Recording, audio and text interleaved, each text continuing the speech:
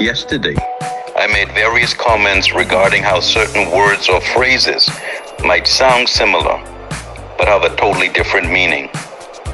Another phrase that sounds similar is when we say that someone has the Midas Touch. This means that they have the ability to make a success out of everything that they touch.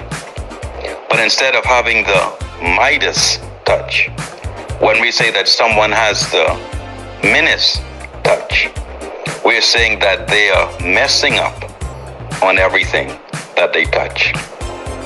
And unfortunately, each of the recent decisions that he's made has eventually caused thousands of Bahamians to hurt as a result.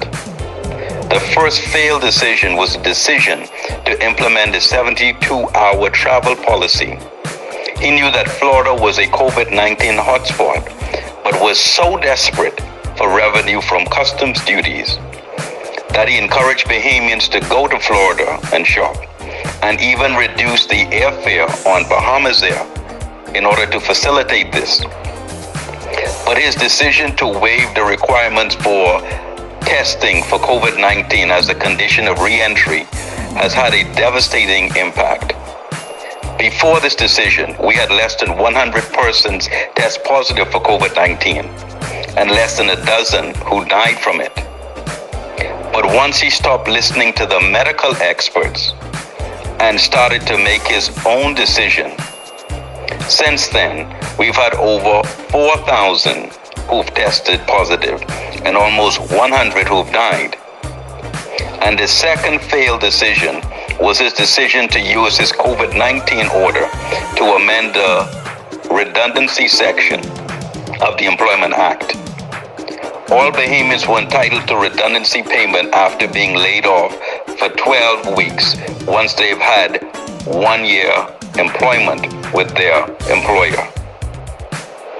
But now that he's suspended redundancy payments that are related to COVID-19, Bahamians are in a much worse position than they were under Ingram or Christie. A Bahamian manager who's been employed with his company for 12 years or more is entitled to 1 year's redundancy pay. They are also free to look for work elsewhere after receiving this pay. So they would have 1 year's redundancy pay and a new job in due course. But under this Minnis Touch decision, if they found a new job and resigned from the current one during this state of emergency, they would lose out on a whole year's redundancy pay, which in some instances can be between $50,000 to $100,000 or more. So we have a general election coming up. And can you imagine what would happen, not just to your personal health or to your personal finances, but to the whole country if Dr. Minnis was re-elected for another 5-year term?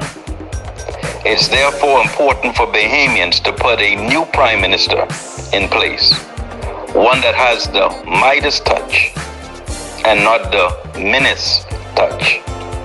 A new prime minister who will use his office to bravely fight for Bahamians, rather than Dr. Minnis, who's using his office to fight